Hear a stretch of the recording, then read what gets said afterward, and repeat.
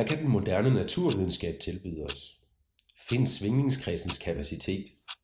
Til det kan jeg blot sige, find den dog selv og gør hvad I vil med den. For nylig, da jeg sad i venteværelset hos en læge, fandt jeg en 60-siders artikel om kvantemekanik i damebladet Birgitte. Her hævdede forfatteren, at tiden ifølge kvantemekanikken ikke findes. Det er ikke noget glædeligt budskab, især ikke når man har siddet i mere end 2 timer i venteværelset hos lægen og bliver stadig dårligere. Jeg vil ikke have noget at gøre med fysikkens kolde verden. Jeg vil hellere lære tysk igen hjemme i min seng.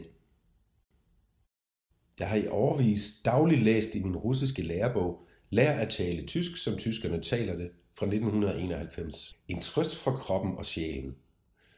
Forordet kunne nu ellers godt jage en skræk i livet på mange, for her bliver det beskrevet, hvor frygtelig kompliceret dette sprog er. På tysk har den unge pige intet køn. Det har kartoflen derimod. Barmen er mandlig, og alle navneord skrives med stort, klager russerne. Ja, og hvad så? Det generer ikke mig. Jeg har læst i Lær at tale tysk, som tyskerne taler det, i cirka 8 år, og det vil jeg nok fortsætte med de næste 30. I Lær at tale tysk åbner der sig en anden, en beroligende og tryg verden. De mennesker, der optræder i bogen, har det bare skide godt. De fører et harmonisk og lykkeligt liv, som ikke vil være muligt i nogen anden lærebog. Kammerat Petrov er kollektivbonde. Han er ungkommunist i Komsomol-organisationen. Han har 3 brødre og en søster. Kammerat Petrov er ved at lære tysk. Han er flittig. Kammerat Petrovs lejlighed ligger i stueetagen. Lejligheden er stor og lys. Kammerat Petrov er ved at lære tysk. Det er svært, men interessant arbejde. Han står op præcis klokken 7 om morgenen. Han spiser altid frokost i kantinen. Vejret er altid godt. Om søndagen går han i biografen med sine kammerater. Filmen er altid god. Kommer du med?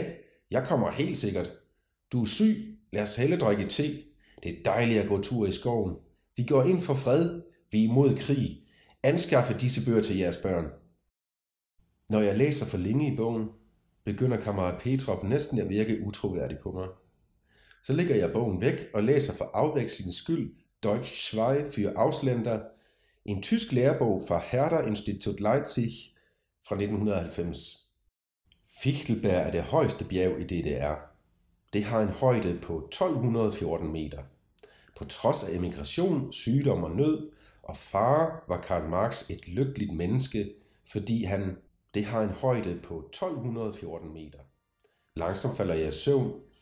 Jeg drømmer om Karl Marx, kammerat Petrov, og jeg tidligere om morgenen står på Fichtelberg.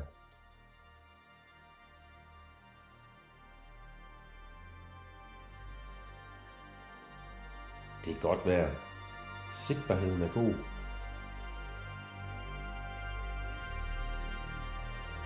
Solen står op og går ned igen med det samme. De fede flamingoer trækker langsomt mod syd.